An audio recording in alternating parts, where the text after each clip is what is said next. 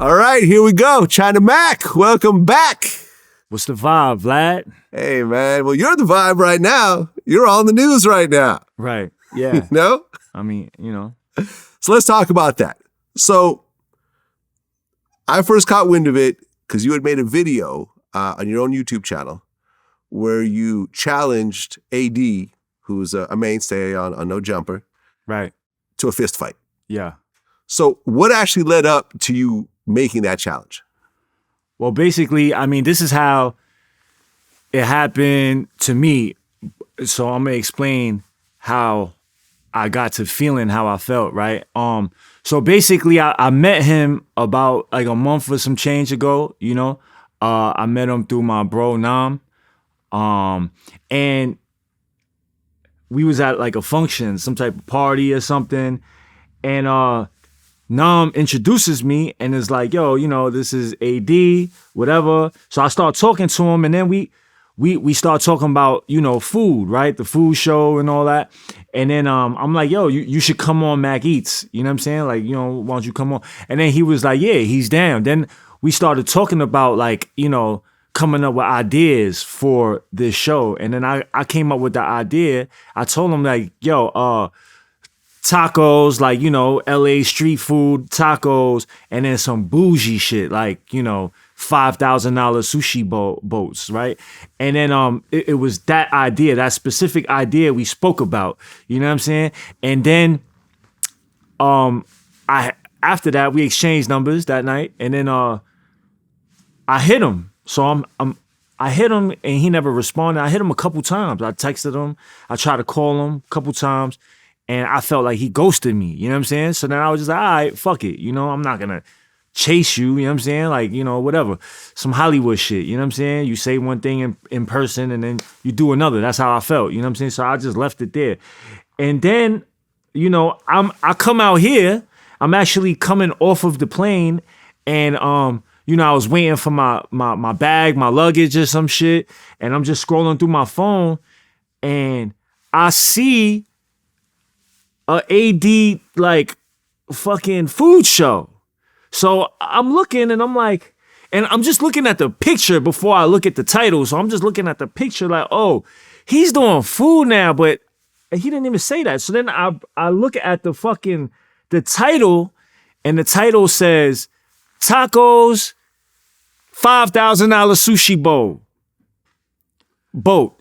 And I was like, no, the fuck he didn't, bro. Like, nah, that shit flabbergasted me. I really didn't understand that. You know what I'm saying? So nothing like that ever really happened to me. So I'm just like, you know, I was kind of tight, you know? And then I tried to call him, and he didn't, you know, he wasn't responding. So like, I could have reached out to other people, right? But I just decided not to do that. You know what I'm saying?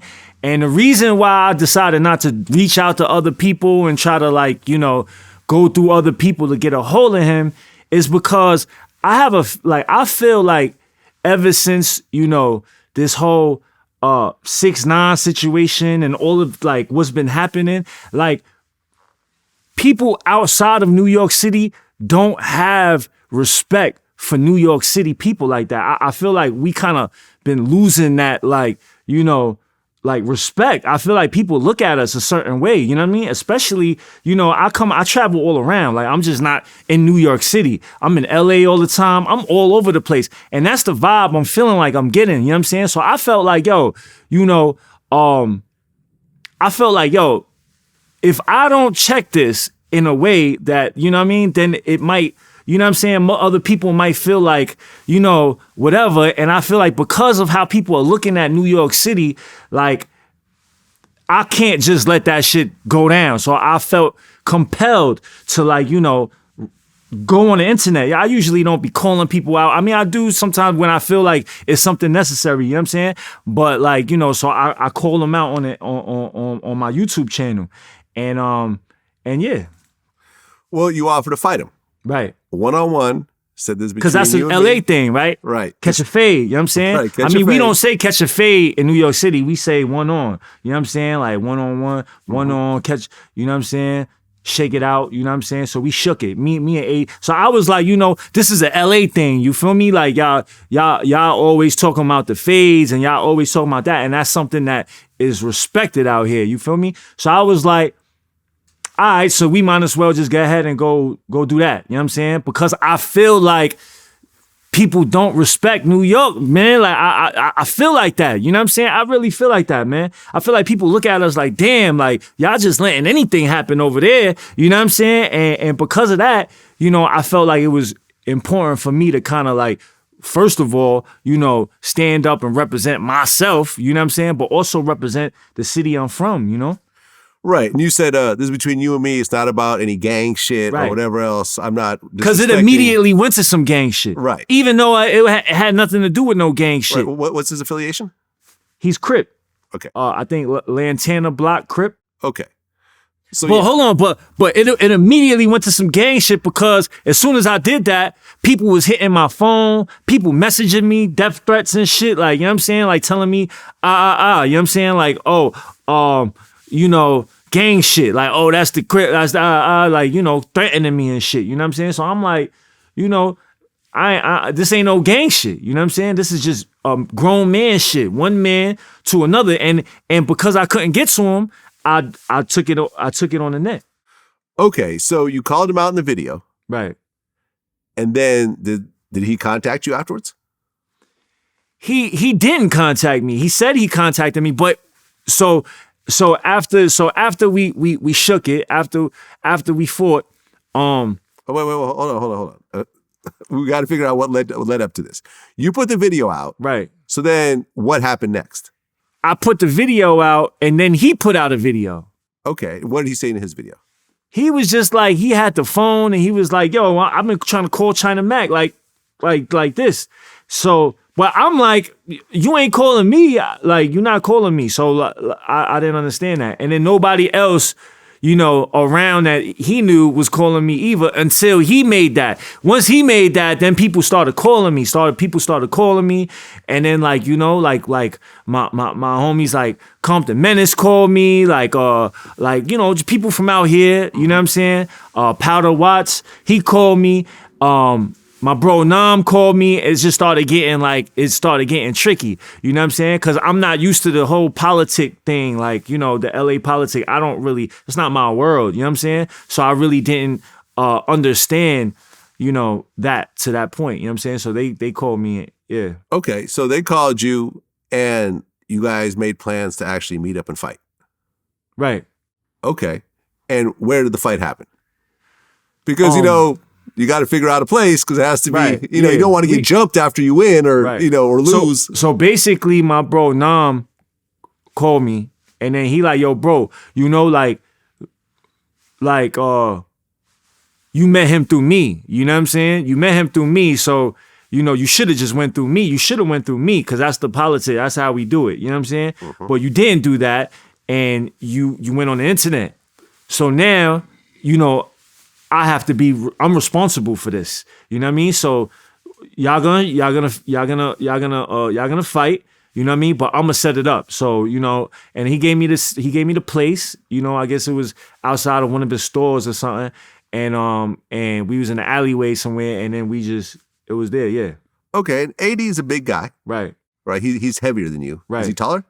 He's definitely taller. Definitely taller, definitely heavier. Probably Yeah. got what, maybe 50 pounds on you? I feel like he got like 80. 80 pounds on you. Yeah. Okay. When was the last time you've been in an actual fist fight? It's been a little minute. It's been a minute. Yeah. Okay. So, who's the dude with the tattoo on his head? That's Nam. Okay, that's Nam. Yeah. Okay, got it. So, you guys met up in this alleyway. Right. Did you have your people with you? Yeah. I mean, I was he only told me to bring one person, like only one person, and AD pulled up with one person, like just Okay, so each person had one guy. yeah. No one showed up 20, 30 deep No, where nah. things could escalate and Right. go bad and whatever else. Right. So you guys each brought one person. And then, was there cameras involved? He's no cameras. No cameras. He said no cameras. Nobody could turn on their cameras. You know what I mean? But yeah. That's pretty stand up right Mhm. there. Okay. And you guys had a fist fight. Right. And what happened? So the narrative on the internet I'm seeing is like, China Mac got beat up. You know what I'm saying? And it was because of that clip that, at the clip that we made after the fight. And we was talking, right? And it looked like, he got the best of me. He was you know what I'm kind saying? of hovering over you. Yeah, he was hovering over me. But that was after the fight. Yeah, so it he didn't was really hovering matter. over Yeah. me. He was smiling, and I look agitated. I look like, he looked like he caught the better of it because of the just swagger of it, right? Okay. But the thing is, so what happened was when he hit the floor, you know what I'm saying? He hit the floor, and so what happened was he's a big guy, so he kept on like grabbing me. You know what I'm saying? He kept on grabbing me, and look, you know what I'm saying? He kept on grabbing me, kept on like, just that's what he was doing the whole time. You know what I mean? I'm trying to fight with him, and he keep on grabbing me. He punched me. You know what I'm saying? But he ain't really catch. He kind of, you know what I mean? He was just grabbing me. You know what I'm saying? So what happened was he grabbed me, and then he fucking earthed my shit. Like he flung me. Like I felt like I felt light. You know what I'm saying? Like I felt light. He threw me into the wall, the gate, and when he threw me so hard that I kind of like, like I got a little winded right there. You know what I'm saying? Okay. And then like I had balanced myself because I hit the wall, and then I balanced myself, and then I kind of like was about to fall, but the wall held me up, and then I got back up, and when I got back up, he tried to rush me.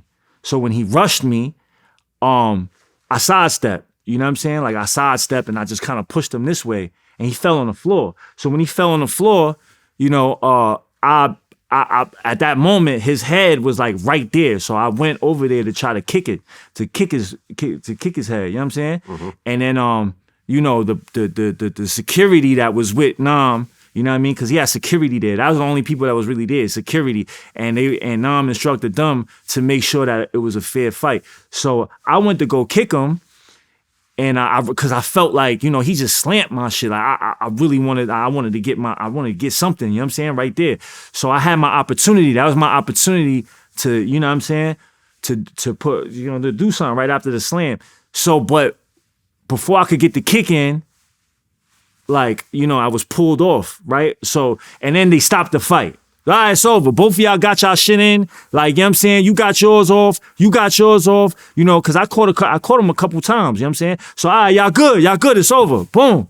But then they turn on the camera. When they turn on the camera, it's like, I'm not done, bro. Like, I'm not done. You know what I'm saying? I'm not done, bro. Like I had him. Like, you know what I'm saying? So I was kind of agitated. So that was what the view was, you know what I'm saying? And not for nothing, there's footage of the fight. You know what I'm saying? Well, I thought you said there's no cameras. No, so nobody could hold the camera, but the parking lot got camera. We was in the fucking alleyway. So there's camera on the parking lot. I seen the footage, you know what I'm saying? Uh-huh. I have the footage, you know what I mean? But, so the thing is, I was instructed not to, and this is from all the gang members, like different, I was told not to put out the footage, you know what I'm saying? But I'm not gonna put out the footage, but I'm not the only person with this footage. Yeah. You know what I'm saying?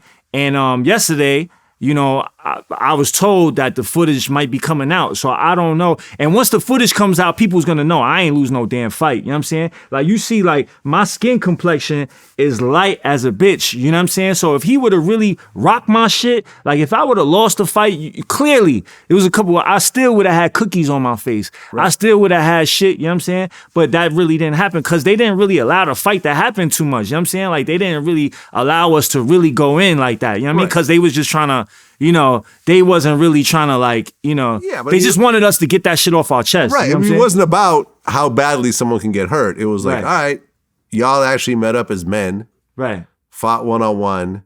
No weapons got drawn. Uh-huh. No one got killed. Right. Look what happened in the King Von situation. Right. That was just supposed to be a fist fight. Right. And it ended up with 2 murders. Right. And multiple shootings. Yeah. You never know what the fuck, you don't know who the hell's around or whatever else, but you guys actually met up as men. Who don't know each other, right? And actually fought one-on-one. I think that's a beautiful thing. Yeah, respect to him, respect to AD, because even after he didn't really like, you know what I'm saying? He went on his where was it? Twitch. He went on his Twitch. He put up a video, and you know he kept it respectful. You know what I'm saying? And I kept it respectful. I'm keeping it respectful, like, you know, and that's like grown man shit. You know what I'm saying? Like that's grown man shit. And you know, I much respect to him and props to him for like, you know, for keeping it like that. You know what I'm saying? Keeping it like a man of their words. And we just like, you know, we had a misunderstanding, and now we understood. You know what I'm saying? Man, I wish more things like that would happen in hip hop, as opposed to what usually happens. Well, that's some old school shit. You feel me? Yeah. That's some old school shit. That's the shit that we, you know, I came up under. You know what I mean? That's like how we do, you know, that's how we did it in prison. That's how we did it. Like, you know, that's just what I remember doing. You know what I'm saying? Like that's how I was like kind of taught, you know? But now people don't get taught that, you know what I'm saying? So it's kind of like a, you know, it's kind of a throwback. Well, I think that these days people are worried about the public embarrassment to go along with the beat down. Right. Because it's like, all right, you get into a fist fight, that's one thing, but when it's plastered all over the world and everyone's chiming in and everyone's like talking shit about you and you know, it's embarrassing and whatever else, that brings an extra level of, you know, sting to the whole situation. Yeah. I think a lot more people would go behind closed doors and have a fist fight if they knew that no one got to see it. But look, but even with y'all agreed there's no cameras and you forgot about the damn camera in the parking lot. Right. And now it might come out even when there's no cameras visible. Right. It's just like, so now you got to deal with, you know, people picking apart the fight and, you know, chopping it up, maybe showing, you know, like showing you get slammed and nothing else. Yeah. Right. And then putting it out as that. And then you got to deal with like, all right, let me explain this shit. No, that's not really what happened. There's more in the video, but it's like, I think that's why. And people end up picking up a pistol. Right. Yeah, that's definitely because, you know, a lot of people can't take that. You know what I'm saying? People can't take, and a lot of times, like, even if, like this situation, right? Like if the footage came out and all of that, right? And then people start coming at me, or people start coming at me. It might be dead at that moment, but once I start, or somebody else starts feeling like, damn, they coming at me like that, let me go on the internet and say something else. You know what I mean? So now I say something, and he's like, yo, I thought it was dead. So now he says something. Now it's like, you know, I really hope that footage don't come out, because it's so tricky. You know what I'm saying? Like it's tricky, because it's like, you know, I'm on a whole, this ain't my town. This ain't my town. So a lot of people feel a certain way, like with me speaking how I speak, me being not from this town and just, you know, doing so. It's a tricky situation, man. All right. Well, speaking of fighting, the Will Smith, Chris Rock slap. Yeah. When you saw that happen, what'd you think? I was like, okay, Will. I mean, you know, I feel like in one part of me is like, all right, you know, he said something about your wife. He felt a certain way, so, you know, he responded in that way. But another part is like, damn, you know what I mean? Like, you know, you just kind of, you know, ruin your night type shit, like, because that's not the place for it. You know what I'm saying? Like, that's not the place. Like, if you would have slapped him anywhere else, I feel like it would have been cool. But that place in particular, you know, wasn't the place. I mean, the Oscars. Right. The biggest movie award show on the planet. Right. You're nominated. You end up winning. Mm-hmm. And you just kind of just, nobody even talking about what you won. No one's talking about. And, you know, listen, if I go to a comedy show and I'm sitting in the front row, I have to take whatever gets dished out. Right. It's happened to me lots of times. Oh, they came at you? Of course. What'd they say?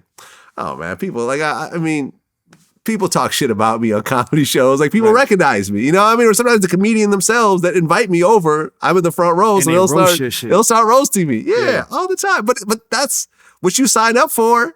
Go to a comedy show. Right. The fuck? You gonna get mad at every comedian that I think it was just everything culminated, and I think he got some mental, like, I'm not mental. I think he got, like, you know, he has like some issues he needs to, like, you know, address. You know what I'm saying? With everything that's been happening, you know. I think it was some punk shit because of who he did it to. Right. He did. Let me tell you something. If The Rock said that exact same joke on stage, he would have sat his ass down and laughed. Right. And told Jada, we're going to talk about it when we get home. Right. You know what I'm saying? Like, I agree. Someone big like that, John Cena, you think you would have ran up on John Cena and slapped him? Maybe not. Probably not. Nah. Yeah. Nah. I think he picked a small, scrawny guy who is not very intimidating, that he's known for like 30 years, because they've been working together forever. Right. And he did it to someone where he knew there wasn't a level of retaliation. Right. And I don't know, man. I don't respect it. And I feel like I don't respect the Oscars because you let one of your nominees physically assault a presenter, sit back down, and then go accept an award afterwards. Like, he should have been kicked out of the building. Personally. If it was my award show. Shit out of him, though. Yeah. That shit was like from here. From here, yeah, from way back. From Philly. That shit came from 1992. All the way. All the way. We'll see what happens, man. They're saying he might sue. You think so? You think Chris Rock will sue? Maybe. You gotta understand, they not friends, though? I mean, not anymore. They're not. Right. Maybe they were at one point. Chris Rock, just catch the fade with him, man. Just, you know what I mean? I mean, Will is like a foot taller and like 100 pounds heavier. Right. Yeah. Chris is a scrawny, little skinny guy. Mm-hmm. And Chris Rock, because I've talked to people that know Chris really well. Number one, he's been bullied by dudes like this his whole life. Oh, for real? He's on the spectrum mentally, so he's had like kind of issues like this already, growing up, and he had to be in therapy and everything else like that. He was bullied so bad as a kid, he ended up in the hospital. Oh, yeah? Yeah, so he's been dealing with getting beat up and, before he got famous, like a lot. So this, but he took it like a champ, though. I ain't gonna lie. Man, he sat there and finished off his job. Yeah, he took it like a champ. Like, I don't know if shit. I could do that. That was some professional shit. Shout out to Chris Rock for taking that smack all the way from here. I'm surprised he didn't try to smack his son or something. That's what I would have done. Smack his son? Why would you smack his son? Why not? Fuck That's it. crazy. His son was talking shit. Vlad. His son was like, "This is how we do." Nah, his son was like taking credit for it. Vlad. I don't know, man. I'm just saying, like, his son. Come on, Vlad. That's crazy. Man, listen. You get his to the son. How old is person. his son? I don't know, 21. Is it, for real? He's 21? Yeah, no, he's like a 10-year-old. I mean, but it ain't got, Yeah. I thought he was like, No. all No, right. he's a full-grown adult. Right. About the size of Chris Rock. I'm just saying. They're similar in size. Right. The two of them. Uh-huh. I don't know, man. I don't really respect it. Like what if you got smacked on stage like that? Oh, nah, it's up. Yeah. Yeah, we falling off that stage, bro, like together. There's gonna be some furniture moving on that stage, yeah. I feel you. Did you watch the Mike Tyson video on the that's airline? crazy, bro. What's wrong with this dude? What's wrong with people now? I don't understand. Why would you do something like that, bro? Like, he's an idiot. But then, like, people do that, and then you get a rise out of somebody, and then you're gonna sue them. So it's like, I don't know, man. Well, let me tell you, I interviewed Mike Tyson. Yeah. And during our interview, I brought up a question that he didn't like very much. Oh, he was about to smoke your shit. Here you are, this multimillionaire, and, it seems like you've always been attracted to the guys that are still in the streets to a certain degree. Do you think that's a fair statement? You think I'm attracted to them? Well, not attracted to them, but I mean, you like having them around. You're friends with them, and you You maintain. think I like this. having them around? I'm just asking. You think I'm friends? What do you think? You think I like having them around? I don't know. You just spoke nicely about Zip, so I just thought. Yeah. You know who these guys are? When you talk, what do you say about me? I'm this big, whatever I am, right? But know who those guys are? Those are the guys that when I'm whoever I am is a nobody. I mean, those are the guys that live in the same building with me. That gives my mother salt or sugar if they need, or milk. They're the same guys. I mean, I was very nervous for a moment, and I had security, but we were like in a boxing ring, like we were at his. Oh, you gym. was in a boxing ring. He was about to box your shit. Yeah, no, we were sitting in his ring, right at his gym, in his ring. We were about as far as me and you are. Right. We're having the interview, and I remember I asked him, I'm like, yo, here you are, this multimillionaire, but it seems like you're kind of attracted to these street guys. He's like, attracted? What do you mean by attracted? Ooh. And I'm like, no, I didn't mean it that at way. that moment, that's at that moment, that's when your heart came out your ass. I said, shit, I'm here with Mike Tyson, the scariest man in the world to me growing up. Like, Right. you gotta say, like someone in their 40s, like Mike Tyson was our boogeyman. Like that was the dude who was unbeatable, would destroy anybody, the baddest man on earth. Like, later on, he had some losses, but we still remember him of that era. So when he said that, I'm like, my security ain't gonna make it in time. Like if he lunges at me, I'm fucked. Right? But then, but I calmed him down. I'm like, no, that's not what I meant. And I started explaining. He's like, okay, I understand what you're saying. Attracted. Oh, man. You was about to catch the I was about to, man. The and bing bong. I'm just saying, like, as a rational human being, like this is, and me and him are actually sitting down. We're supposed to sit down again. I'm not sitting here bothering him, yelling at him, like, you know what I mean? Like running up on him. Like we're actually supposed to be sitting down. We had a conversation before. He was telling me how much he likes some of my interviews. So we had a rapport. I'm not just sitting here bothering him out of the fucking blue. Right. The fact that this dude kept bothering him, I think he threw some water at him at one point. That's what he did. He threw a water bottle at him or some shit. Tyson just snapped. Why would you do that? That's like going in the lion's den, like, and smacking the lion or fucking doing some dumb shit. Like, you stupid motherfucker. I think people are just on social media so much that they feel that there's just no repercussions to their actions. Yeah. Especially, and I'm glad that Elon Musk has now bought Twitter and he's saying he's going to get rid of the trolls and everything else like that. The one thing that's always bothered me about Twitter is that as a public figure, and I've always been public ever since there was a Twitter, whatever I say, I have to stand behind. Mm-hmm. Whatever I tweet, and if it's about somebody, I have to understand that there's repercussions for whatever I say. Mm-hmm. And if and when I run into them, I know what it is and they know what it is. Mm-hmm. There's no picture of a, cartoon cat in front of my face. I can't pretend I'm someone else. I am who I am, and I have to stand behind my words. The rest of the internet could create a fake account, could say whatever. They could say things like, I wish you and your whole family was dead. I'm going to kill you when I see you, and blah, blah, blah. And they walk away and go have a sandwich afterwards and pretend like that never even happened. Right. And I feel like, hopefully now, I feel like if you have a social media account, there should be a driver's license or a social security card behind that account in order for that account to be valid. Mm-hmm. And when you go and say some wild shit, it come back. It should come right back to you. Right. You should be held personally accountable. So if someone wants to sue you, arrest you, make you lose your job, whatever else, that should be a viable option for you saying what you say.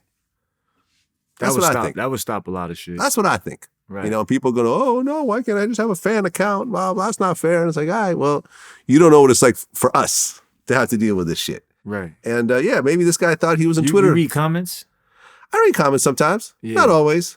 But, I try to respond to comments. Yeah. Because it's like, well, I'm going to respond to an egg. Do you get bothered by the comments? Because I'm sure you get a lot of crazy, I'm sure everybody talks a lot of shit about you. I just feel like, from my point of view, I feel like internet bullying is not a real thing. Because you could always just get off the internet. Right. Right? It's not, now actual physical bullying is a real thing. But Twitter is not a real place. Facebook is not a real place. I could always just I don't have to read comments. I don't have to read DMs. I don't have to even have an account if I don't want to. Right. I could just have a company account and let my staff run it and that's it. So me feeling a certain type of way, I put it on myself. Like that's just me being immature and having to read these comments. Right. Because I have control over this. Uh-huh. I mean, do you agree or disagree? I agree. Yeah. I mean, I get a lot of hate too, you know what I'm saying? I get my fair share, you know what I mean? Shout out to the haters. But I try my best not to like let that shit, get to me. Cause if you as a public figure, that's a part of it. That comes with everything else. You know what I'm saying? Everybody, there's gonna always be people that love you, but there's always gonna be people that don't agree with you and hate you. So, that type of shit, you gotta have thick skin for this type of shit. I read comments, but then it doesn't really faze me. People be calling my it's crazy because my mom recently called me. So she had I guess like my sister was reading the comments and told her something, and she was just like, and she started like reading her all the comments and stuff. And my mom called me and was like, yo, oh my God, like, how do you deal with that? Like, you know, how do you deal with that? And I was just like, I don't even, you know what I mean? It just rolls right off. Like, you know, and then she was reading the threats and stuff. Like, you're not scared. Like, oh my God, like, you gotta do this, you gotta do that. I'm just like, you know, I mean, it comes with it, like, you know. Well, recently I had Rico Reckless and Ewal Samo on my show. Rico's been a regular on my show. Ewal, he wanted to bring on. Both of them just got out of prison recently. And they talked about the worst shit they've seen in Cook County Jail in Chicago. And they actually go into an explanation of something I've never even heard of before. This is so wild that Joe Rogan actually played it on his show.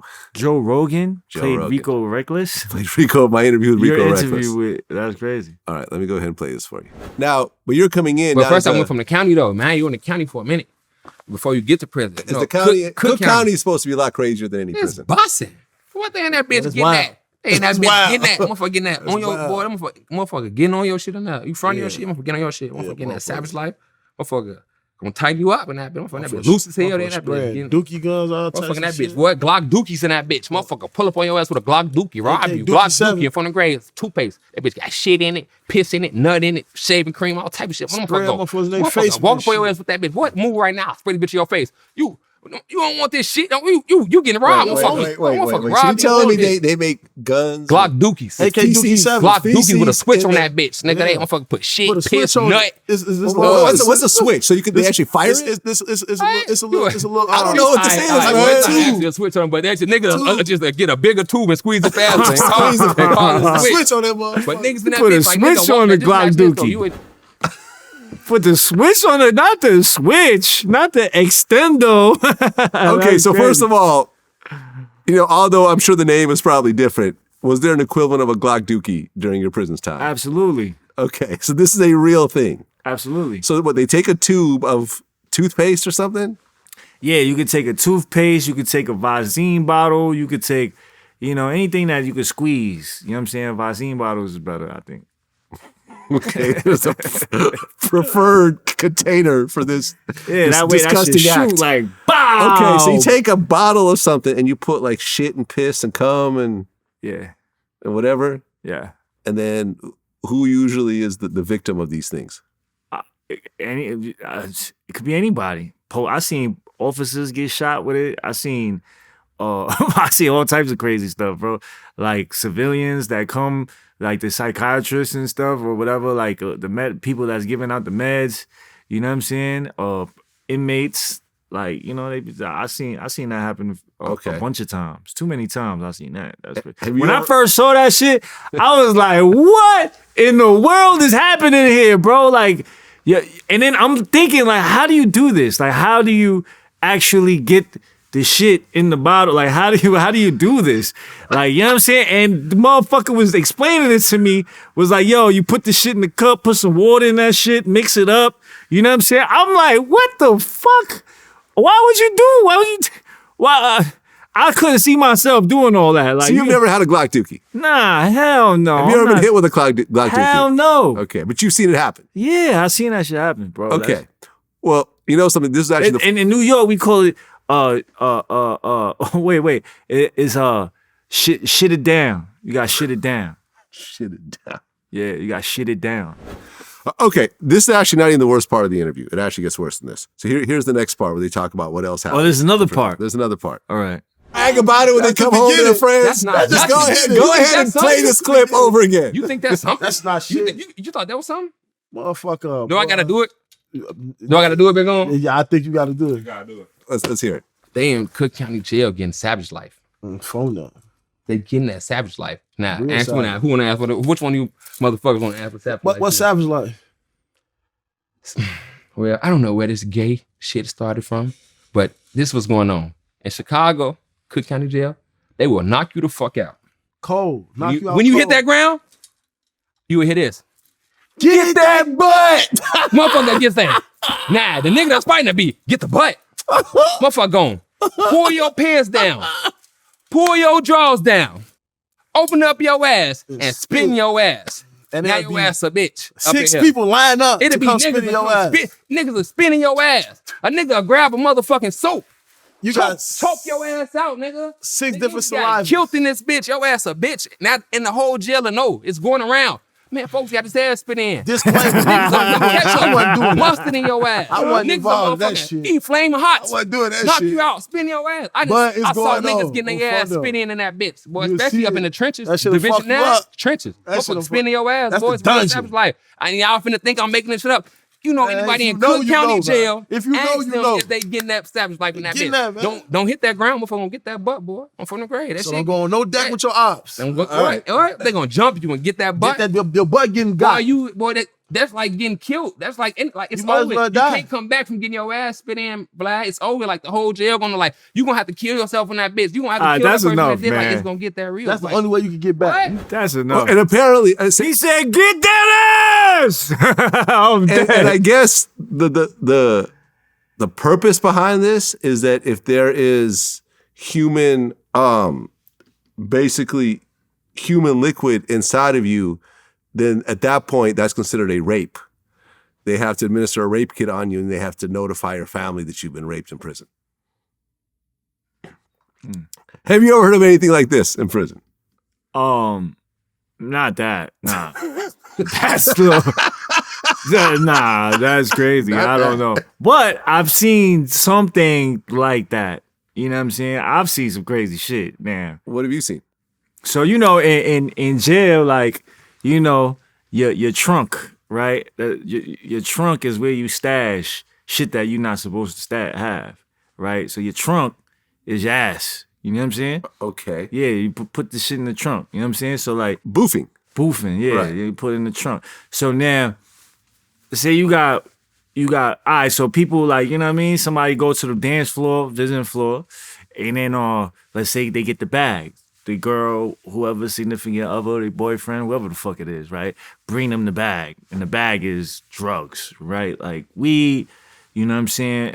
A finger of weed, a finger of fucking dope, whatever the fuck, you know what I'm saying? Mm-hmm. And then I've seen, so what they'll do is like, if you know, if motherfucker know that somebody coming through with the bag, he got the bag on him, he'll get knocked out, somebody will knock him out, boom!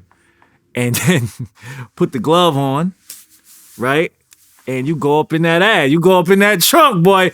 Go up in the trunk and grab out whatever the fuck was in there. I seen that shit. I seen that. That's You crazy. see someone put a glove on and reach their hand into someone else's ass and pull something out and then walk away with it like it's a prize of some sort.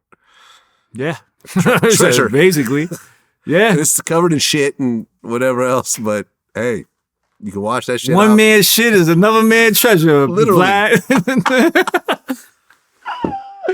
Yo, sometimes I be thinking about the shit that was going on in there, bro. Like, I be like, what in the world, bro? Like, I never want to go back to jail, man. It's like a whole fucking different world in there, bro. Like, I was like, what? That shit tripped me out. But you know what's crazy is that shit happens so much that after a while, it's just like just regular. normal, Like, huh? you ran his ass? All right. Yeah, what's this? You go eat that sandwich? You can go eat that, yeah. Pass me the... Pass the salt. Yeah, pass the salt. I don't mean to be laughing at no shit like that, because that's crazy, bro. You can't come back from that, bro. Like, imagine, like, you know what I'm saying? Like, imagine, like, the whole jail would know, too. Like, the whole jail, it's not going to just stay there. Like, you're not going to just... Everybody's going to know somebody stuck their hand in your trunk. You know what I'm saying?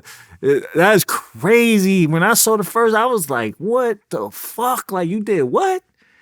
Damn. And motherfuckers are smoking that shit. Like, motherfuckers smoking that weed. Like, I was just like, damn, bro. Pass that shit. Yeah, I mean, if you ever thought prison wasn't so bad, and you know, stories like this. Savage life. Savage life. Yeah, no, I remember in high school, I saw the movie American Me. And, you know, I didn't grow up. I never went to prison. None of my family was in prison, whatever. So I was never around. I never saw it.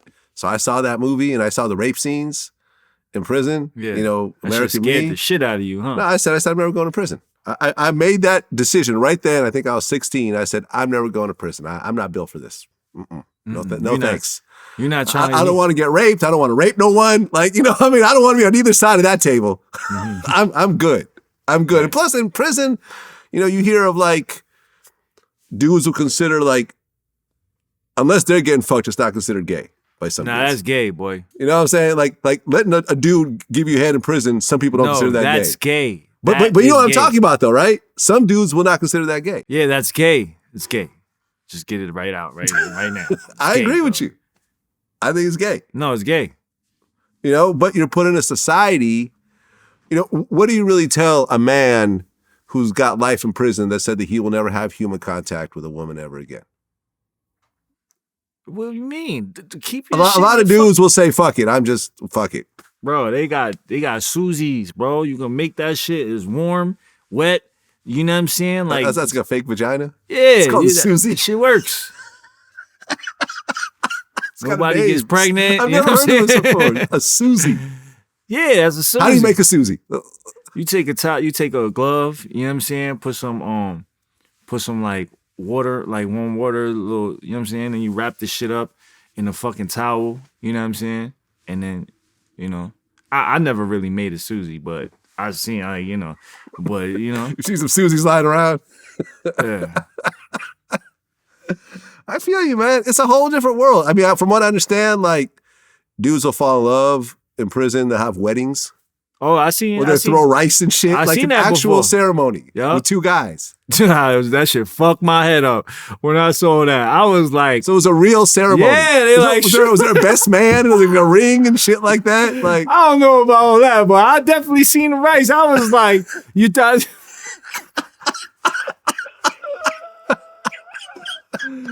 What the fuck? It was like a whole different world in there, bro. It's just crazy. Yeah, people, they was getting married, settling down. Like, yeah, for real married. Like dudes were like, yeah, man, like, it's really to each his own. To each his own. If this is what you want to do, cool. Yeah. Cool. And you gotta understand that a lot of guys, are gay, bisexual, bi-curious. They go into prison, and now here's a place where they could actually live this out without having the stigma. In heaven. You know what I mean? Like, you actually have a community of dudes that won't judge you for that and will accept that and everything else like that.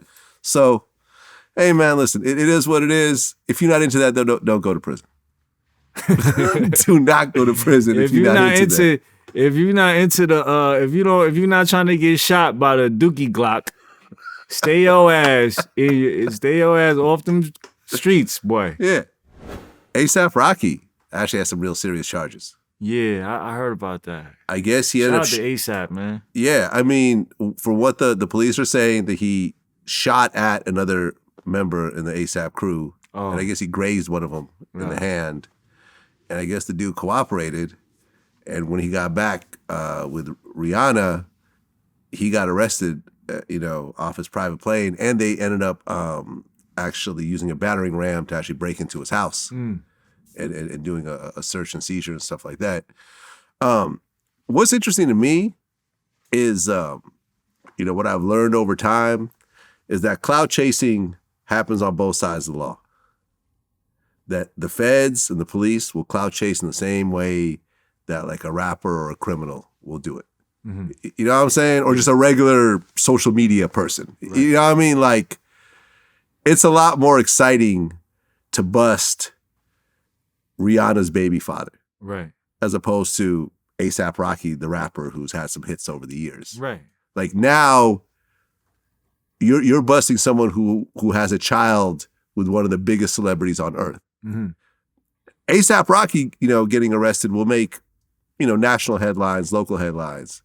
But you attach it to Rihanna, now it's international headlines. Right. It's Rihanna's boyfriend, Rihanna's child's father. Right. It's a whole different thing.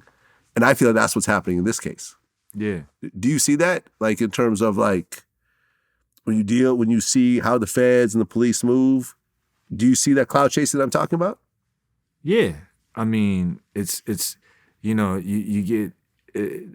you see that a lot. Like, people, like, they want the they want the juicy stuff too. Like, you know, they want the stuff that's gonna get them in the head in the papers, and you know, that's gonna get them the notoriety or whatever the fuck, yeah, I definitely seen that. Yeah. Do you feel like, for example, when you started getting out there and started doing interviews, that you were more of a target? Because you ended up, after our first interview, you ended up going back to prison. Right. Not because of anything we said. It was your fault, bro. It was my fault. Vlad sent my ass to jail. Vlad sent me to jail. Everybody. Right. I cooperated. I took the footage that everyone else saw and secretly gave it to the police. No.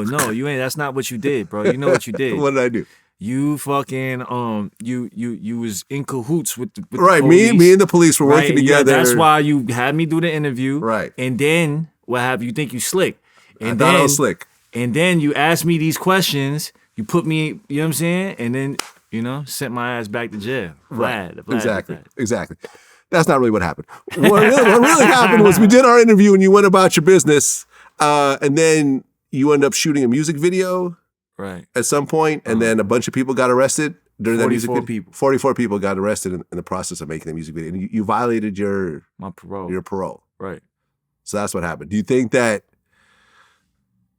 you know, the fact that you were already out there made that situation worse? Absolutely. Hell yeah. I mean, but it was that happened on the weekend of the Super Bowl.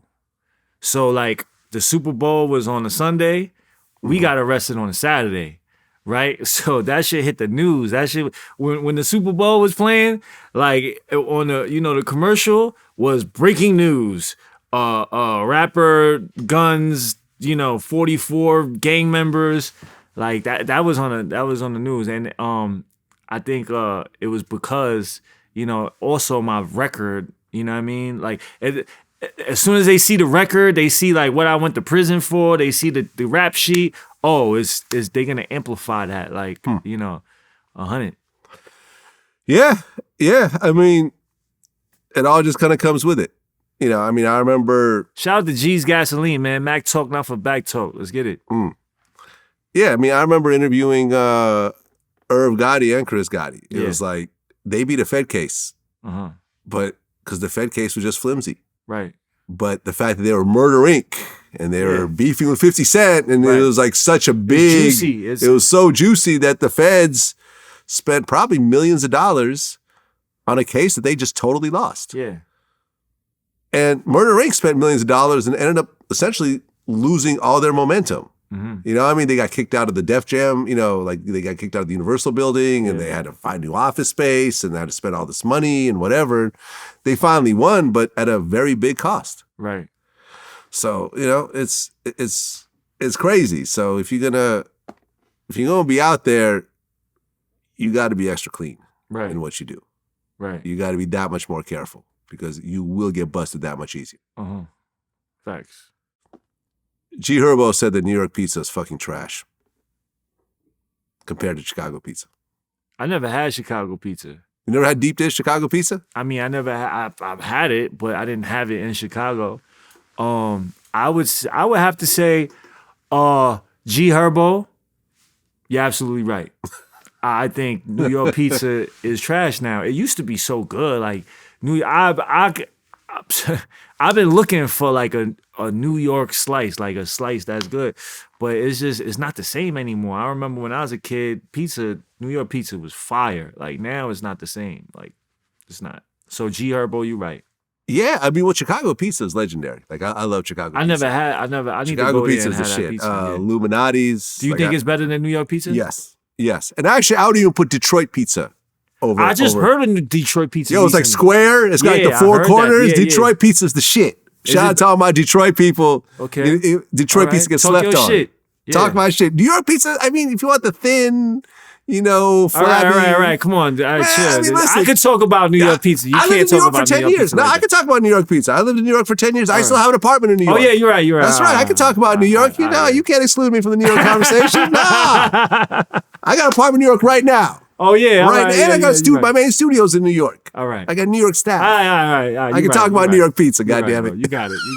New York pizza is cool, but I just feel like other pizzas have sort of stepped up and kind of did their thing. Yeah. So G Herbo, you're actually getting New Yorkers kind of agreeing with you. So Yeah, I agree. New York pizza fell off, bro. What we got to do, New York? Yep.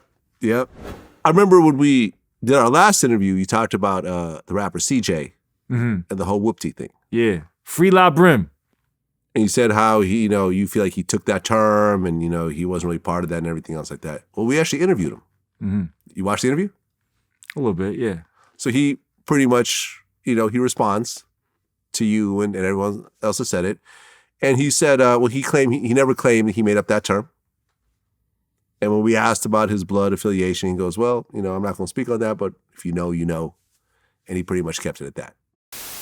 I never stole anything, Just because I said the word in a song or I made it a song doesn't mean I took ownership of the word. I never said I owned the word. I never said I created the word. Shout out to, the person who did. I definitely don't want to, take responsibility for the word. I said what I said. And like I said, if you know, you know, and if you don't, you don't. But shout out to, the creator of that word. I think he answered in a classy type of way. I mean, what did you think about his answer? Why you ain't interview him? Well, I don't do every interview. Right. But why you ain't interview him? He had a hit record. Like, why?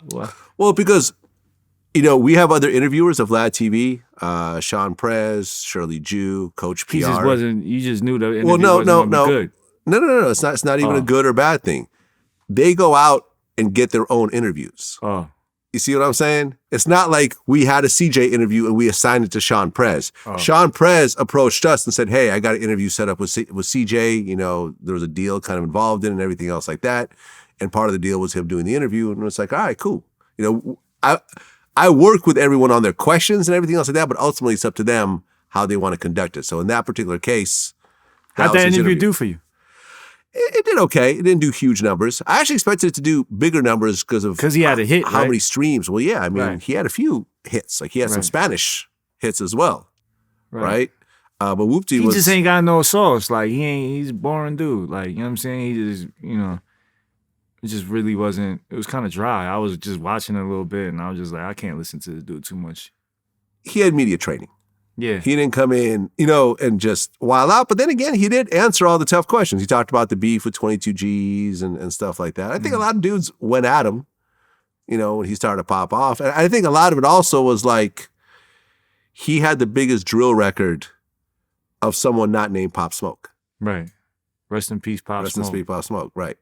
So, and that was like his first drill record ever. He wasn't like a drill artist. Mm-hmm. So it's like he just hopped on a drill beat. The song blew up, and now he's got this tag associated with him when that's not really him overall. You see what Right. I'm saying? It just happened, it's like lightning in a bottle. You never know Right. when you're going to have a hit record. So I think that a lot of pressure was put on him because of that and all the success. And, you have to admit there's also a lot of jealousy to go along with it. Like a lot of the dudes that were dissing him, I'm sure a lot of them would love to have a song that big. Right. You think he's still gonna be as big as he was?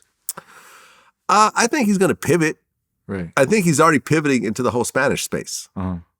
You know what I'm saying? Like his Whoopty was a big record, but really all his other big records are Spanish records. Right. Free La Brim, first of all. You know what I'm saying? I think here's the thing, bro. Like I feel like it's about respect. You feel me? I think a lot of people just don't have respect. A lot of people don't know how to pay homage to certain things and what came before them. And you know what I'm saying? Like, all that dude had to do was just show pay some homage. Like not even be extorted enough and just pay some homage. Like, you know what I'm saying? These people bled and did whatever they did for this type of stuff. So if you using it and, all he had to do really was to pay some homage and show some respect. You know what I'm saying? And I feel like a lot of the young generation, they don't have that. You know what I'm saying? They don't know how to pay respect and pay homage. They just, you know what I mean? They just want to take something and just run with it without showing the dude the respect that's due. You know what I'm saying? I think if he would have just showed some respect and show some, show some love, not really like paying nobody or getting extorted, but just show some love. Like, you know what I mean? That would have went a long way. You would have had the streets behind you. You would have had people really respecting you. You know what I'm saying? Like in terms, and that's all you had to do was just show some love and respect. You know what I'm saying? Like one thing I think I'm good at is showing love and respect to the people, like showing, you know what I mean? Showing the people that I'm not here to like try to, use you or nothing like that. It's a respect. It's mutual respect. And that's why I feel like I get the love from the all over. Like, shout out my bro Powder Watts. You know what I'm saying? He right here, you know what I mean? Like, he welcomed me to the hood, on my episode of Mac Eats. And it's just love because they know that I'm not there to, to take advantage or whatever. I'm showing love back. It's reciprocated. You know what I'm saying? Like, you give me something, I'll give you something. I make sure it's like this. You know what I mean? It's a working machine. But I don't feel like he did that. I feel like he should have. You know what I mean? It was nothing to do. It wasn't really nothing to do. All you had to do was just show some love, reach out, show some love. You know what I mean? With that being said, free La Brim. Yeah, I think it's a slippery slope sometimes. A lot of times you end up, what you feel is showing the respect and the mention, but then you shouldn't have never used it. You know what I mean? But then it ends up, okay, it could very easily become extortion. Like, well, now you got to do this, now you got to pay this, and you know what I'm saying? Or if you don't, now there's a problem. That does happen. But you just got to move right, though. Like, you know what I'm saying? Yeah, it could happen like that, but it don't have to always happen like that. If you know how to move, if you know what I'm saying? If you moving correctly, it won't happen. You know what I'm saying? So, yeah, and if you felt like that, then you should never used it. You know what I'm saying? If that's not you, if that's not your thing, if you didn't, you know what I'm saying? You don't have a right to use it and you used it, you should have never used it. You know what I'm saying? That's how I feel, man. I'm off that topic, you know what I'm saying? Let's not talk about him no more. Free La Brim. I mean, what do you think, for example, like Ruby Rose? She talks about, we talked about this in our interview, and then she was on the Straight Facts podcast as well, where when she talks about throwing up gang signs and stuff like that, she just thinks it's cute. And right, she likes a lot of people. And she likes wearing red rags because it looks nice on her. You know what I mean? And it's just for play. Yeah. And she's a pretty girl. She's not the only person. There's a lot of people that do that. You know what I'm saying? So, like, for example, on Fat Joe's Lean Back, he said these F-word, N-words even made gang signs commercial, even Lil Bow Wow throwing it up, B2K, Crip Walking, like, that's what's up. Mm-hmm. And he was right. Right. B2K, the Crip Walk was like a popular dance at one point. You know how to do a Crip Walk? Hell no. I wouldn't Crip Walk. You crazy? I live in LA. I ain't Crip walking for shit. You never try to do it? Never try to do it. Like in your own? No. In your room? In front of the mirror, no. Nah. Certain things just leave alone. You know what I mean? I could have swore, if you would have asked me, I would be like, yeah, he definitely tried to do the Crip Walk. Look for a video. Find a video of me Crip walking. I got 10 racks for someone who has a video of me Crip walking right now. I'm putting it out there. That'd be funny. That would be funny. Yeah. But it would not be a thing. But yeah, man, but listen, I mean, the thing about Crips and Bloods is that they have been marketed better than any other gang, I think, in the history of the world. Mm-hmm. Like, to the point where you got middle-aged rappers that start to claim that gang, and, you have Crips and Bloods in like Vietnam and Europe and everything else like that. Like, I remember I just interviewed C. Gutter, who was Biggie's man. Mm-hmm. He was like the gangster in that crew. Mm-hmm. And, he was like, he became a Crip when he was living in Mississippi. When he moved back to New York, and this was like the early 90s, he was like, yeah, like when I got back to New York, I didn't really have no one to bang on because there was really like no Bloods in New York. So it was just like, yeah, I was a Crip, but it was like, there was no Cripping out there because there was no adversaries. It was before all the Bloods and shit came, I think, like in the 2000s, the early 2000s, everything else like that. I was on the island with him. With C. Gutter? Mm-hmm. Really? So you know him personally? Yeah. I mean, I don't know him personally, but he was we was in the same jail, and we was in the same like he was next to me, like we wasn't in the same house, but we was next to each other and shit. He gave it up. I ain't gonna lie.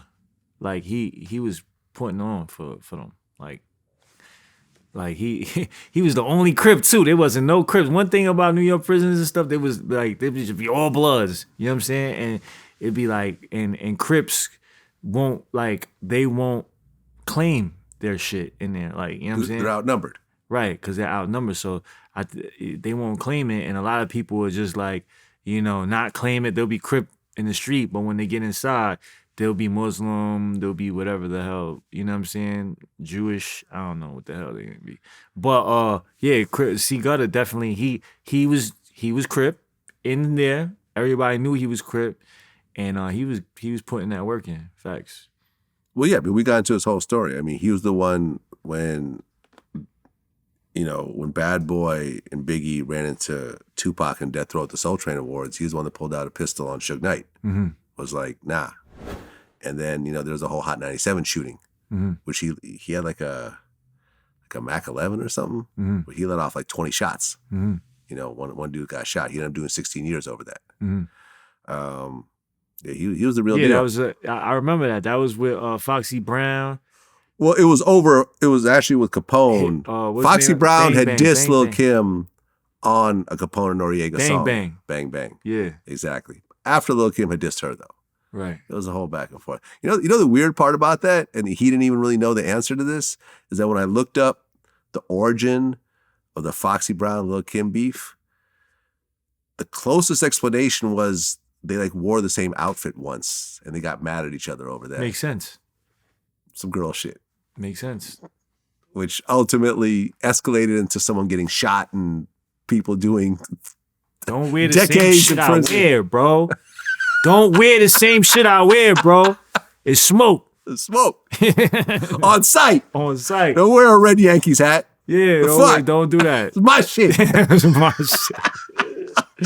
It's crazy. Sometimes it's not even just that. Sometimes you look back on the stupid shit that, you know what I mean, that you fought for or people died for, and it's be like, it just doesn't make sense. It's not worth it. You know what I mean?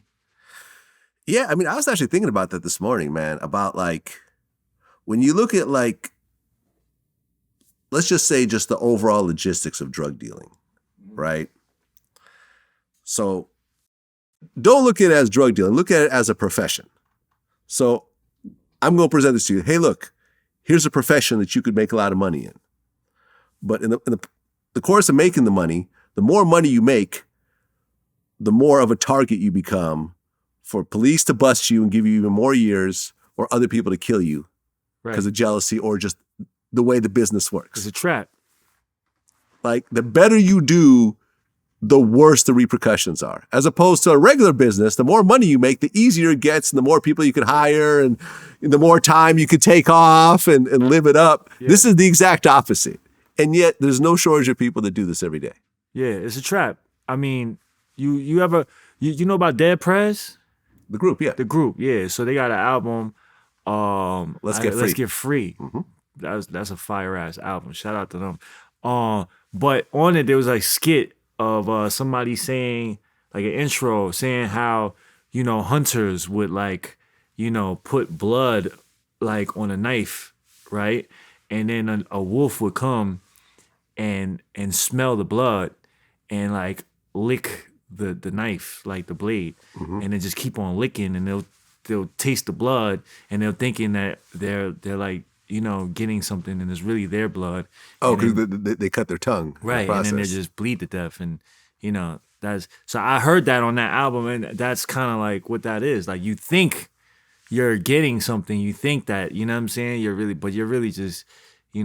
just, just killing yourself. I mean, on average, with all the guys I interviewed, on average, what I've seen consistently is for every year that you ball out in the drug game, you end up doing 5 years in prison. Mm. So if you ball out for 5 years, you end up doing 25 years in prison. Mm-hmm. It's the worst deal ever. Right. The worst deal ever. And during that time, you're away from everyone. If you have kids, you miss any level of parenting. Right. What I've consistently heard is whatever money you put aside and put in people, money the that lawyer you're supposed to fees. hold, property, put other people's names, and you get out, all that shit's gone. Right. No one's going to return shit to you. People, you put your house in someone else's name, they're not giving you the house back. So dumb. It's already in their name. What are you going to do about it? Say, hey, I got this through drug money, and then they're holding it for me, and I want to sue. Like, nah, like you take that L, and it just doesn't make any sense. And when you get in your 30s and 40s, you understand how ridiculous that whole thing is. Right. But when you're in your teens and your early 20s, you think this is the shit. Right. Never works out. We did an interview with Blue Boy. Yeah. You know about him? Blue Boy. Yeah. He was, you talk about that Crip shit, like he became yeah. a Crip because there was all Bloods. Right. He was bro. Crip, his name is like, he's definitely a factor inside New York State prison. He killed 3 people. Yeah. Like, Two on the inside, 1 on the outside. Yeah. And he actually came home. What he told me that was very interesting is that, like, killing someone in prison doesn't have the same penalty as killing someone on the outside. Right. And you got to remember, we're in upstate. This is not Rikers Island. This is upstate. They don't really care about human life up there like that. Really? So killing someone in prison is a much different penalty than killing someone on the outside. Listen, I could name you 10 people off my hand that killed another prisoner in jail and never got no more than maybe 12 years. You'll kill an inmate and get out in 5 or 10 years. Right. You kill someone on the outside, you'll get life. Uh-huh. Is that a real thing? Yeah. I mean, clearly, he came out. You know what I'm saying? He killed 2 people, but different strokes with different folks. Like, you know what I'm saying? Like, it's not always that case. Cause my bro Eddie Ed, Knock 'em Dead Ed, he knows they all ran together with Blue Boy and shit. Free him. He got one of those cases too, and he's still in there. So it's the luck of the draw. Sometimes it's like that. Sometimes it's not.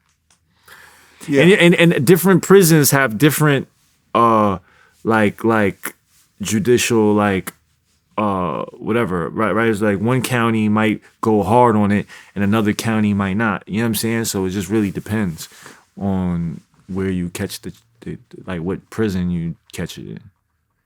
Yeah, I remember at the end of the interview, I talked about how he's adjusting because he was locked up for like 30 years or something, some huge amount of time.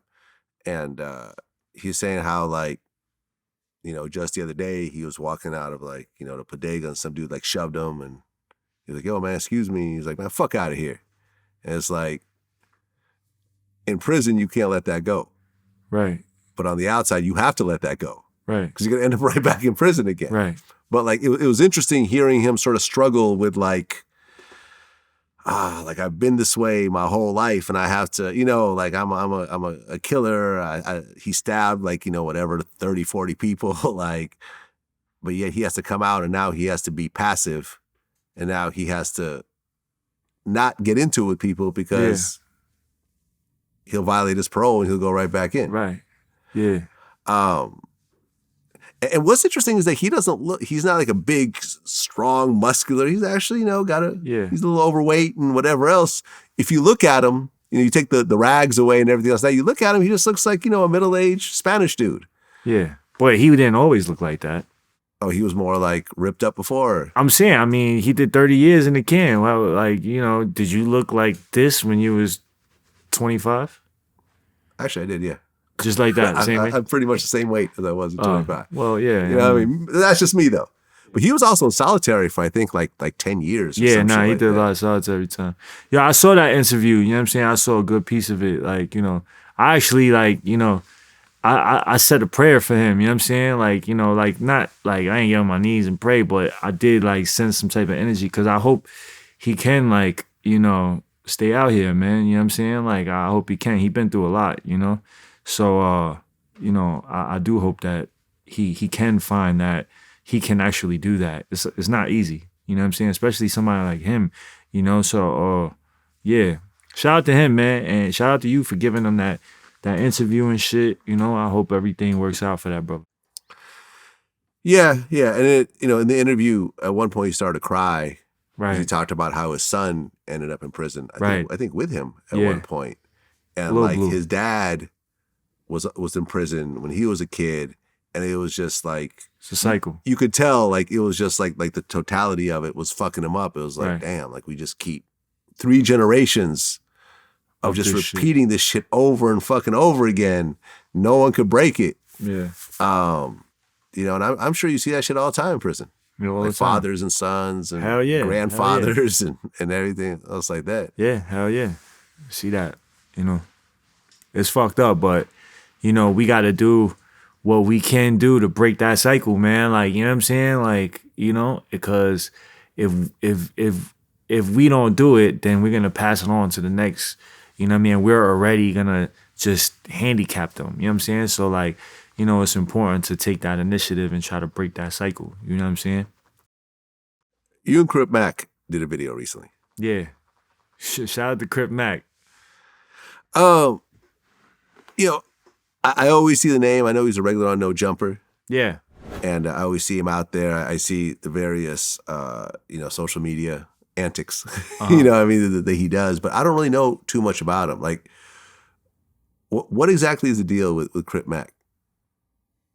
Crip Mac. How would you describe Crip Mac as somebody that knows him?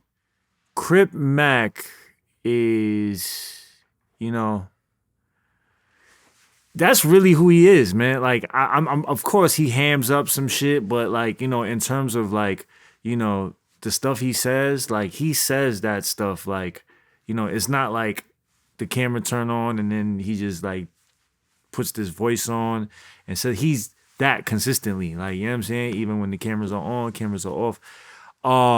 I think I think overall, bro, like, I think he's just like, he has some things that are like, people relate to him because he's like, he has this genuineness about him. You know what I'm saying? Like, kind of like childlike, you know what I'm saying?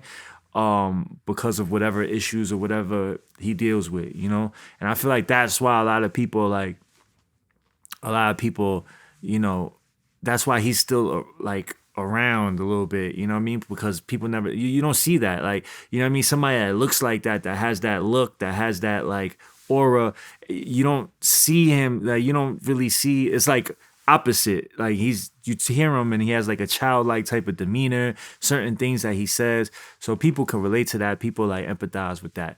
You know what I mean? I think he's somebody that's just been brought up in a tough environment, you know what I'm saying? And because of whatever, issues he has or whatever, like, whatever shortcomings he may have, you know what I mean? Like, it kind of like forced him to do certain things, you know what I mean? And that's why I fuck with him a lot, because I feel like, I know what it is to be dealt a bad hand. You feel me? Like, I know what it is to be to have certain things and just like, and just being forced to do something, right? To be a part of something or do certain things. And it might not necessarily be you, but you were forced into it. You know what I'm saying? So I kind of, I relate to him weirdly, like, you know what I'm saying? Like, me and him are nothing alike, but in a lot of ways we are alike. You know what I'm saying? A lot of things that he says he goes through and certain things that he does and certain things that,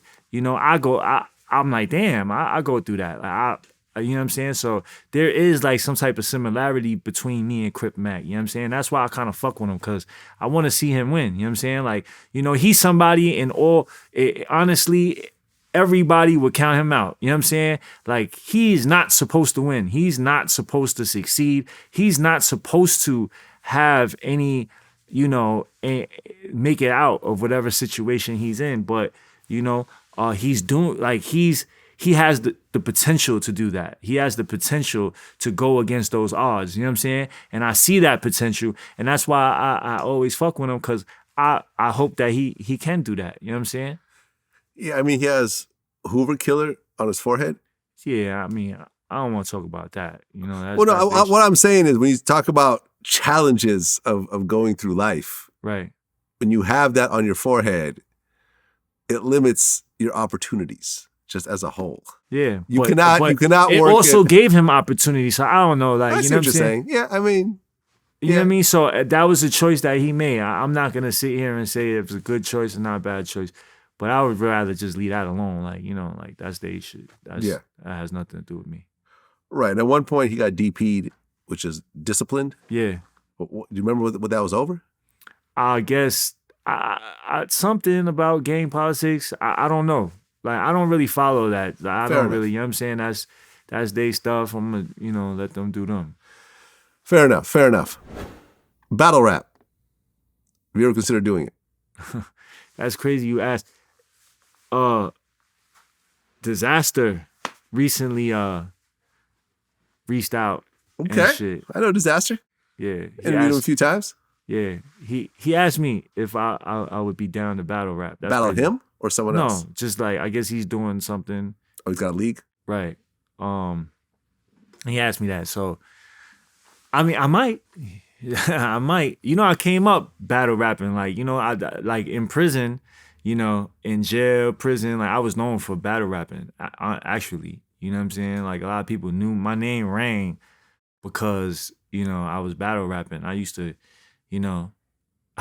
I remember one time we was in Sing Sing and I was battling some dude came from another block and I guess he was popping over there in that block, and then I had a name in my block, and then he came into my block. He moved to our block, and he came to the yard, and he just came to the yard like, who's the dude? Like who rap? And then they came and got me, and we was on a going back into the cells and stuff, and we started rapping. Like he came and got me off of the out of the basketball court. And we was just battle rapping, and it was on the go back. So everybody is like online going back, and we was battle rapping, and we was battling, and the police officers was stopping. They stopped the go back for this battle, like you know what I'm saying. And we battled for shoes. Like if you lose, then you would have to take your shoes and socks off and walk all the way back up to your housing block. And it's not, they're not just walking like a couple steps. You walking, you walking from the yard, you walking from the yard, up the stairs, like the tunnels, like you walking through a tunnel, you walking through a corridor, you walking into the block, you're walking a little bit. And, we battled for that. And I didn't lose. He walked back without no shoes. Without any shoes. Okay. Yeah. But I mean, do you feel like you could stomach what battle rap is out here? Right. People getting in your face. I don't know. Bunch of personal shit. I don't know if I could do bunch that. of people on stage. I don't know if I could do that. In prison, when I was battle rapping, there was still some type of, there was certain type of ground rules. Like there was lines you ain't gonna say, suck my dick. You ain't gonna talk about certain shit. You ain't gonna, you know what I'm saying? That's one of the reasons why I might not do it, because, I don't know if I could, somebody in my face with their hot ass breath telling me fucking suck my dick or some wild shit about my mother or some shit like that. I don't know, bro. You might have to catch these bing bongs. Right, because battle rap is very disrespectful. Right. And, things happen also on stage. You see Math Hoffa. Yeah. What he did. I mean, even Disaster. Right. I mean, Disaster, I think, ended up hitting Math Hoffa. Math Hoffa ended up, hitting someone else. Like, Right. you see shit, you catch people on the wrong day, shit breaks out. Yeah, you never know. You say some shit about, I seen some shit like people talk about their dead mothers, and I don't, bro. Yeah, I don't know about all that. There's certain things that I don't think you should talk about. There's like some type of respect here. Like, you're just not supposed to cross certain lines. And I feel like, they be crossing them shits. They be crossing them, they be all over them lines. Oh, yeah, those lines get crossed, jumped on. Right, yeah. Flipped over. Yeah. The whole night. Oh, it'll be interesting to see if it actually happens. Right. K. Slay passed away recently. Rest in peace, K. Slay. This is someone I've known for 20 years, man. Always been cool with me. K. Slay, Genuine dude, man. Like he was always like, if he say he gonna do something, he gonna do it. Yeah. He always follows through on everything he said. He doesn't get involved in industry politics or what certain people. He was like an old school, like, you know what I'm saying? Man, he never like he could have been way richer than how he was. Right. But he stuck to he stuck to what it is that he loved. Yeah. And did, I mean, he never like compromised or did shit just to chase the bag. It was like, yo, he wasn't a clout chaser. Not at all. Right. And he was in his 50s. He had his radio show on Hot 97. He had his radio show on Sirius XM. And, and he had, he put out records here and there, but shit that he really loved and respected. Yeah. And he was working on this album or this video, the 200. Yeah, 100 he had like 100 I'm on MCs. that. Yeah, you're on that. I mean, I'm on the. They didn't drop it yet, but I'm on the next one. I don't know if they're gonna drop it, but yeah, they was working on it. Yeah, man, and like, how you have regrets in life sometimes, because me and him were texting each other because we actually talked. We're talking quite a bit. Near the end of his life. I didn't know it at the time, obviously, but I remember I hit him, and I was like, "Yo, how's everything?" And he was like, "Yo, man, I'm good. Just trying to stay out of the way of this COVID." And I'm like, "Oh, word, have you been vaccinated?" He's like, "Nah, that shit don't work on the variants. I'm gonna wait until all the variants are done and then I'll consider it." And I remember I looked at that text and I'm like, should I say something? Because what he's saying is not true. Like, what I'm saying? That's just like the rah-rah shit that people try to put out there. Like, getting vaccinated actually does work for the variants. But I'm like, I've had so many arguments with people about this, and this man's older than me. So I'm like, all right, man, just stay out the way, you know what I mean? Hope you good. And I didn't say nothing. And I'm thinking like, because he ended up catching COVID and dying from COVID. And I'm like, man, if I had said something, could I have potentially maybe, swayed his opinion a little bit and maybe got him to go get vaccinated, and then he would have managed to survive when he got sick. But then it's like, well, but this is a grown man. Like, it's not really my place to tell him what he should or shouldn't do. And it's one of those things though, man, but it's just like, it fucked me up when I heard when he caught it, and then when he just kept being in the hospital month after month and he wasn't getting better, and then he passed away. Crazy. It's crazy, man. And like, it's great that he got this whole thing at the Apollo and everyone spoke highly of him and everything else like that, but a week or two later, man, people can go on with their lives. What I mean? There's no glory in dying early like that, honestly. That's how I feel. People want to go out and be remembered and all this shit. That's cool, but like, people get over that shit so quickly and just go on with whatever else, man. Especially nowadays, hell yeah. Especially now, you'll trend for a day. Right. It doesn't matter who you are, unless you're like Michael Jackson. You'll trend for a day, you know what I mean, or two, and then people just forget about you, move on, man. So just want everyone to just stay safe out there. I mean, COVID is dying down now finally, but K-Slay is the third Vlad TV guest that died from COVID. What? Yep. Fred the Godson. Damn. I hope I don't catch COVID after this interview. This mafia dude that I interviewed. For real? Yep, he died, and then now K-Slay. Damn. So it is what it is. China Mac, man, always a pleasure. And I really think the whole fist fight with AD, even though I don't support violence in any way, it would have been preferable for y'all to actually talk it out. But when that doesn't work, I think what you guys did was very honorable and very, just really masculine. You know what I'm saying? Right. Like both of y'all could have taken a very serious L. Either one of you could have gotten fucked up, and there could have been pictures and video. And even though people say no cameras, you never know. That one person might pull out the camera, and as in your case, there's video footage and everything else like that. But the fact that both of y'all actually agreed to go and do it, and both of y'all took your losses of that fight as men, and now managed to shake hands afterwards and move on, I think is something that you rarely see in hip hop. Right. And I think that it's going to go a long way. Right. Appreciate that. Of course, man. Till next time. Yes, sir. Peace.